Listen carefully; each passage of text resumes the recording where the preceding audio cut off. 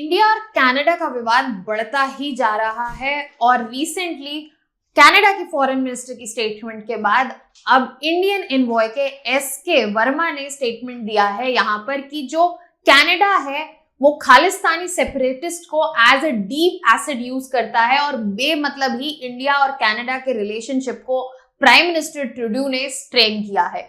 Hello students, welcome to Chahal academy. My name is Shubhangi Singh और आज हम बात करने वाले हैं डीप एसेट्स के बारे में। अगर यहाँ पर हम बात करें तो ये कहाँ से न्यूज आ रही है, ये वर्ड कहाँ से आ रहा है, तो बेसिकली रिसेंटली इंडियन एनवॉय को हेड करते हुए एसके वर्मा जो है उन्होंने कहा है कि कनाडा के ये जो खालिस्तानी एक्सट्रीमिस्ट हैं वो कनाडा इंटेलिजेंट के डीप एसेट्स हैं और जस्टिन ट्रूडो ने डिस्ट्रॉय किए हैं टाइज, जबकि उनके पास कोई भी एविडेंस नहीं है to prove the linking of Indian diplomats in the killing of Hardeep Singh Nijjar. अब बेसिकली यहाँ पर जो एलिगेशंस और रिस्पॉन्सेस चल रहे हैं वो लगातार चलते ही जा रहे हैं और यहाँ पर इंडियन हाई कमिश्नर जो है संजय कुमार वर्मा, उन्होंने ये क्लियरली हाईलाइट किया है कि अब काफी बड़ा लैक ऑफ ट्रस्ट है सिर्फ कैनेडियन प्राइम मिनिस्टर से ही नहीं बल्कि कैनेडियन इंटेलिजेंस एजेंसी और कैनेडियन गवर्नमेंट से भी। और यहाँ पर ये जो एलिगेशन लगाया गया है जहां पे इंडिया को लिंक किया गया है हरदीप सिंह निज्जर की किलिंग से, वो बिल्कुल ही गलत है और इसका कोई भी प्रूफ नहीं है। साथ ही साथ यहाँ पर इंडियन हाई कमिश्नर ने ये भी हाईलाइट किया कि ये जो खालिस्तानी सेपरेटिस्ट हैं उनको यूज किया जा रहा है as deep assets of Canadian intelligence. That means इन सेपरेटिस्ट को सपोर्ट मिलता है रादर देन स्क्रूटनी, उनको रोकने की बजाय उनको सपोर्ट किया जाता है क्योंकि कैनेडियन इंटेलिजेंस जो है इन सेपरेटिस्ट का इंटेलिजेंट इंफॉर्मेशन के लिए यूज कर रही है और इनको एज डीप एसेट्स रख रही है। अब सवाल उठता है आखिरकार डीप एसेट्स होते क्या हैं? डीप एसेट कोई भी इंडिविजुअल, ग्रुप या फिर नेटवर्क हो सकता है जो कि इन्फ्लुएंस कर सकता है, एक्सेस कर सकता है एक पर्टिकुलर सोसाइटी या पॉलिटिकल सिस्टम को। और यहाँ पर जो उसका पावर का सिग्निफिकेंस है वो काफी ज्यादा है, जो इन्फ्लुएंस है, जो एक्सेस है वो काफी हद तक ज्यादा है, इसलिए उसको डीप एसेट बोला जा रहा है। अब ये जो एसेट्स हैं ये बहुत ही सटली काम करते हैं, छुप कर काम करते हैं, धीरे से काम करते हैं और यूजुअली बिहाइंड द सीन्स रहते हैं, तो आप इनको लाइमलाइट में नहीं पाएंगे और ये वर्क करते हैं स्पेसिफिक एजेंडाज या इंटरेस्ट को फुलफिल करने के लिए जिस भी कंट्री, स्टेट या ग्रुप या सोसाइटी से ये बिलोंग कर रहे हैं। अब यहाँ पर ये यूजुअली जो है intelligence, foreign government, non state actors में यूज किए जाते हैं और उनके मोटिव्स से इनको अलाइन करके यूज किया जाता है। अगर मैं डीप एसेट्स की बात करूं तो इनके मेन कैरेक्टरिस्टिक्स आखिर होते क्या है? सबसे एक बड़ा और इंपॉर्टेंट कैरेक्टरिस्टिक एक डीप एसेट का जो होना चाहिए वो है इन्फ्लुएंस।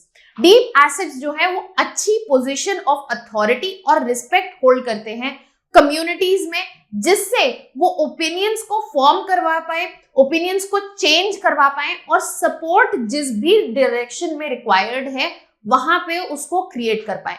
साथ ही साथ इन डीप एसेट्स का एक और इंपॉर्टेंट कैरेक्टरिस्टिक है कि उनके पास एक्सेस टू इंफॉर्मेशन होता है, उनके पास एबिलिटी होती है कि वो इंफॉर्मेशन इकट्ठा कर पाए और उस क्रिटिकल इंफॉर्मेशन को साथ ही साथ कम्युनिकेट कर पाए, चाहे वो पॉलिटिकल डेवलपमेंट से रिलेटेड हो, चाहे वो सोशल मूवमेंट से रिलेटेड हो या फिर सिक्योरिटी इश्यूज से रिलेटेड हो। साथ ही साथ इनको ऑपरेशनल सीक्रेसी मेंटेन करनी जरूरी है। जो भी उनकी एक्टिविटीज होती हैं वो यूजुअली कवर्ट होती हैं, जिसकी वजह से बहुत डिफिकल्ट होता है कि आउटसाइडर्स कोई हो तो वो उनको जो उनके एक्चुअल मोटिव्स हैं इन डीप एसेट्स के उनको समझ पाए या क्या करना चाहते हैं वो समझ पाए। साथ ही साथ डीप एसेट्स की नेटवर्क रिलेशनशिप्स जो हैं एग्जिस्ट करती हैं। डीप एसेट्स जो हैं एक एक्सटेंसिव नेटवर्क रखते हैं ताकि उन रिसोर्सेज को, उन लोगों को, उस कम्युनिटी को यूज किया जा सके, चाहे वो लॉजिस्टिकल सपोर्ट के लिए हो, चाहे इंफॉर्मेशन के लिए हो या फिर रिसोर्सेज को यूज करने के लिए हो। साथ ही साथ इन डीप एसेट्स की स्ट्रैटेजिक इंपॉर्टेंस भी एक की कैरेक्टरिस्टिक है। ये बहुत ही वैल्यूएबल माने जाते हैं किसी भी रीजन या सिचुएशन में जहां पर ट्रेडिशनल वेज इंटेलिजेंस गैदर करने के काम नहीं करते हैं या फिर चैलेंजिंग होते हैं, रिस्की होते हैं।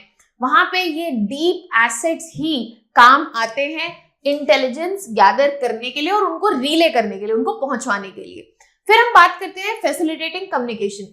डीप एसेट्स का अगर रोल की हम बात करें स्पेशली जियोपॉलिटिकल डायनामिक्स में, तो इनका एक सबसे बड़ा रोल जो है वो है फैसिलिटेटिंग कम्युनिकेशन, कम्युनिकेशन को फैसिलिटेट करना।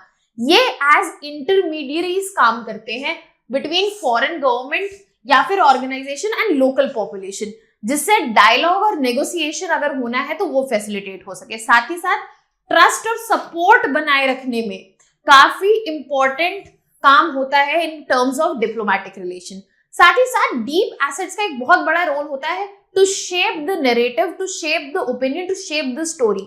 यहाँ पर मीडिया कवरेज और पब्लिक डिस्क्लोजर्स को इन्फ्लुएंस करते हैं डीप एसेट्स, सो दैट जो भी नैरेटिव क्रिएट हो रहा है उसे या तो क्रिएट किया जा सके या तो उसे अगर अलग डायरेक्शन में मूव कराना है उसको अलग डायरेक्शन में मूव कराया जा सके as per the need of the geopolitical agenda. जो भी जियोपॉलिटिकल एजेंडा है उस हिसाब से वहां पर नैरेटिव या तो क्रिएट हो या तो शिफ्ट हो।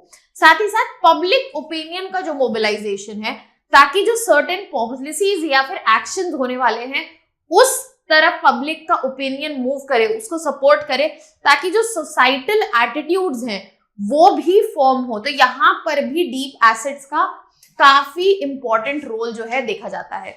एक और इंपॉर्टेंट रोल जो अक्सर हमने मूवीज में देखा होगा, जो कोवर्ट ऑपरेशंस होते हैं उनको फैसिलिटेट कराने में डीप एसेट्स का बहुत बड़ा हाथ होता है। जो भी लोकल नॉलेज चाहिए होती है या फिर लोकल हेल्प चाहिए होती है, कल्चरल इंसाइट चाहिए होती है, ऐसे कोवर्ट ऑपरेशंस को इफेक्टिवली एग्जीक्यूट कराने के लिए वो हमें डीप एसेट्स ही फैसिलिटेट कराते हैं। लॉजिस्टिक, रिक्रूटमेंट, ऑपरेशनल प्लानिंग, ये सब जो है ऐसे कोवर्ट मिशंस को इजी बनाते हैं और ये काम यूजुअली किसका होता है? डीप एसेट्स का होता है। इसके अलावा स्ट्रैटेजिक इनसाइट, एक क्रिटिकल एनालिसिस की लोकल पॉलिटिक्स कैसी चल रही है, इकोनॉमिक कंडीशन क्या है, सोशल कंडीशन क्या है, सो दैट पॉलिसी मेकर्स के पास ये इंफॉर्मेशन और जो पॉलिसी मेकिंग है वो ऑन ग्राउंड रियलिटी से रिलेटेड हो। साथ ही साथ पोटेंशियल रिस्क को भी आइडेंटिफाई करने में एक बहुत बड़ा रोल प्ले करते हैं डीप एसेट्स, ताकि यहाँ पर जो रिस्क और अपॉर्चुनिटी है किसी भी जियोपॉलिटिकल लैंडस्केप में वो फिगर आउट किया जा सके, वो मार्क किया जा सके, अकॉर्डिंगली स्ट्रैटेजिकली मूव किया जा सके। साथ ही साथ नेटवर्क बनाने में बहुत बड़ा रोल है डीप एसेट्स का। एक्सटेंसिव कनेक्शन, जैसे कि हमने बोला कि की कैरेक्टरिस्टिक है डीप एसेट का कि वो वेल नेटवर्क्ड होंगे, तो यहाँ पर इसको यूज किया जाता है कि वो नेटवर्किंग करें कम्युनिटीज के अंदर ताकि इंटेलिजेंस और रिसोर्सेज गैदर हो सके। साथ ही साथ कोलैबोरेशन हो सके वेरियस स्टेक होल्डर्स के साथ, चाहे वो नॉन स्टेट ग्रुप्स हो, ताकि जिन जिनका शेयर्ड इंटरेस्ट है इन द पर्टिकुलर पॉलिसी और in the particular geopolitical landscape, ये सब लोगों का कोलैबोरेशन जो है, नेटवर्किंग जो है, वो भी डीप एसेट्स के रोल में ही काउंट होती है। Other than that, policy decision का इन्फ्लुएंस, चाहे वो फीडबैक के तौर पे हो या पब्लिक ओपिनियन को अलाइन करना हो या पॉलिसीज को अलाइन करना हो as per the interest of the community or the government to which deep state belongs, ये काम भी यहाँ पर deep state ही देखते हैं। Other than that, undermining opponents, ऐसी activities जिससे opposing party, opposing government, opposing state जो है वो अपने काम को ना कर पाए या फिर उसको destabilize किया जाए, discredit किया जाए, वहां पर ऐसे movements और figures का monitor करना और ऐसी चीजों को execute करना जिससे राइवल ग्रुप्स जो हैं वो वीकन हो, that also lies with the deep assets and इनको इसी तरह से यूज किया जाता है। तो यहाँ पर बेसिकली इंडियन हाई कमिश्नर ने बोला है कि जो खालिस्तानी सेपरेटिस्ट थे ये कनाडा के इंटेलिजेंस ग्रुप के डीप एसेट्स थे और इस वजह से इनको प्रमोट किया जाता था rather than रोकने के। So here we have a mains practice question for you. Discuss the concept of deep assets in the context of geopolitical dynamics. How do these assets influence intelligence gathering, political relationship and cultural exchange between the nations? तो ये second part हो गया। Evaluate the ethical implications of utilizing deep assets in international relations. This is the question, practice question for you. You can send in your answers in the comment section. Our team will get back to you on this. I hope आपको इस particular topic और जो की term है deep assets, उस पर काफी clarity मिली हो, ऐसी और वीडियोस और कंटेंट रिलेटेड इन्फॉर्मेशन के लिए please subscribe to our YouTube channel. Also, do not forget to like and share this video. Thank you so much. That was all from my side.